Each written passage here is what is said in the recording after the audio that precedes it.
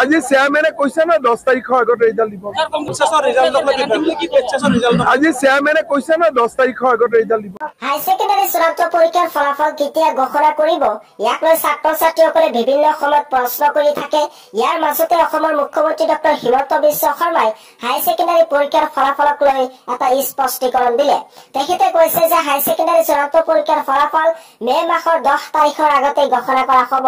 অৰ্থাৎ 8, 9 আৰু 10 এই 3 দিনৰ ভিতৰত হাই সেকেন্ডাৰী পৰীক্ষাৰ ফলাফল ঘোষণা কৰিব বুলি ইংগিত দিছে অসমৰ মুখ্যমন্ত্ৰী ডক্টৰ হিমন্ত বিশ্ব শৰ্মাই। ইতিমধ্যে মুখ্যমন্ত্ৰী ডক্টৰ হিমন্ত বিশ্ব শৰ্মাৰ মন্তব্য তোমালোকে শুনিলা।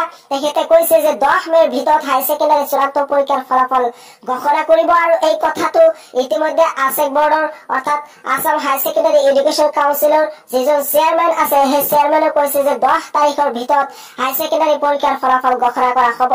অৰ্থাৎ 7 তাৰিখ তৃতীয় পৰ্যায়ৰ ইলেকশ্যন আছে। এই লোকসভা ইলেকশ্যনৰ পিছতে কিন্তু হাই সেকেন্ডাৰী পৰীক্ষাৰ ফলাফল ঘোষণা কৰা হ'ব বুলি স্পষ্টীকৰণ দিছে অসমৰ শিক্ষামন্ত্ৰী মুখ্যমন্ত্ৰীৰ লগতে আসাম হাই সেকেন্ডাৰী এডুকেশ্যন কাউন্সিল বৰ্ডৰ চেয়াৰমেন। এই হাই সেকেন্ডাৰী পৰীক্ষাৰ ফলাফল কেতিয়া ঘোষণা কৰে, কেনেকৈ এই ফলাফল নিজৰ মোবাইলৰ জৰিয়তে চেক কৰা হয়, সবিশেষ তোমালোকে এইটো চেনেলৰ জৰিয়তে সকলোতকৈ আগত খবৰ পাবা। গতিকে পৰম কিয় এতিয়াই তোমালোকে চেনেলটো ছাবস্ক্ৰাইব কৰি থৈ দিয়া। লগতে এই বছৰ হাই সেকেন্ডাৰী উত্তীৰ্ণ ছাত্ৰ-ছাত্ৰীয়ে কিমান শতাংশ পালে স্কুটি লাভ কৰিব পাৰিব, এই স্কুটিৰ বাবে কেনেকৈ আবেদন কৰিব লাগিব, মেৰিট লিষ্ট কেতিয়া প্ৰকাশ পাব, সবিশেষ তোমালোকে এইটো চেনেলৰ জৰিয়তে জানিব পাৰিবা। গতিকে পৰম কিয় এতিয়াই তোমালোকে চেনেলটো ছাবস্ক্ৰাইব কৰি থৈ দিয়া।